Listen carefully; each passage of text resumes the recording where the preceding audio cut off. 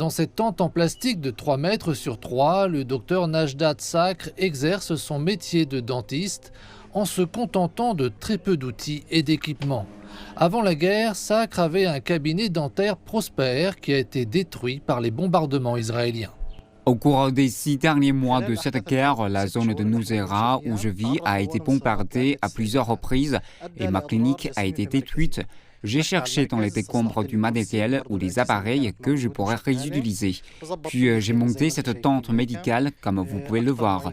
Je dois encore faire face à de nombreux obstacles en raison du manque d'outils nécessaires et d'autres matériaux qui sont très difficiles à trouver actuellement. La guerre a eu un impact dévastateur sur les soins de santé à Gaza.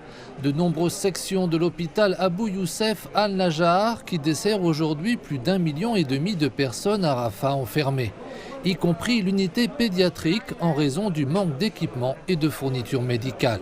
La pénurie va au-delà du manque de dispositifs médicaux. L'hôpital Abou Youssef Al-Najjar n'avait pas la capacité suffisante pour traiter les résidents de Rafah, mais aujourd'hui, nous sommes obligés de traiter plus d'1,5 million de réfugiés.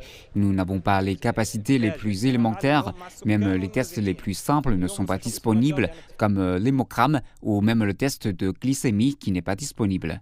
Sama Faten est venue à l'hôpital avec son fils Mohamed, âgé de 32 ans, blessé lors d'une frappe aérienne israélienne à l'est de Rafah.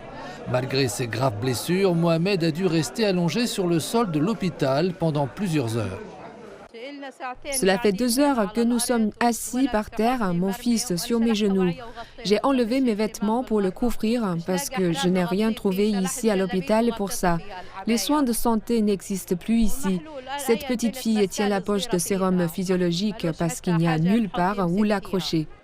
Selon le ministère palestinien de la Santé, 32 hôpitaux de l'enclave côtière ont complètement fermé, y compris les hôpitaux Al-Shifa et Al-Nasser, qui étaient les principaux fournisseurs de soins médicaux à Gaza, laissant plus de 2 300 000 Palestiniens avec très peu de possibilités d'accès aux traitements médicaux.